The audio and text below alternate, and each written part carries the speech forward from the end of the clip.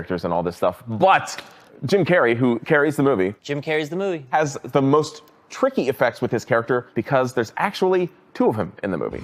I'm your grandfather. In the saggy flesh. Dr. Robotnik meets his father, Dr. Robotnik Sr. I forget the names, I wasn't paying attention to that part. It's as if we're two characters in a movie being played by the same actor.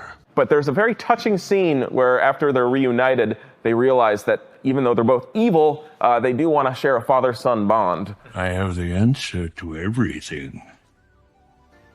Come on, kiddo.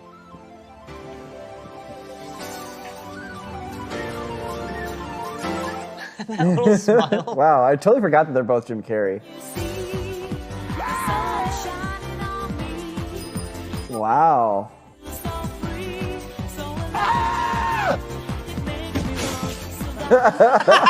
What? Oh, they're like, their arms aren't touching. They had to comp them together. So, watching this, obviously, we got our quote-unquote split screens. We have our motion controls. The bike riding was pretty impressive, having him holding the handlebars. I'm willing to bet it's a body double and then a head replacement, where he's actually still doing both, but they're extracting the performance out of one of them and putting it on the body double of the other one.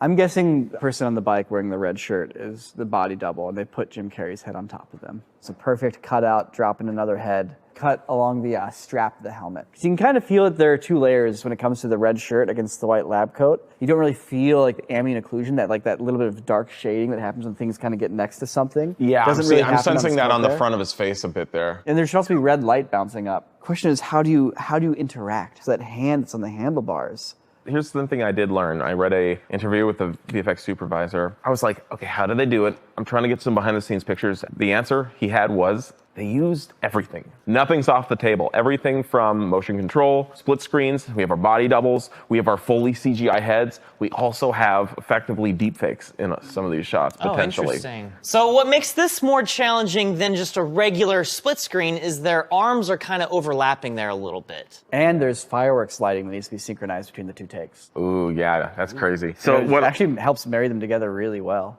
They probably just have some synchronized LEDs going off that they can just play in a sequence and then play in a sequence again for both takes. I mean, it's a bold choice to have them seated that close together because you can see there's a little line there where they're adding a shadow between them. And it's honestly pretty good. It's great work, but you can tell.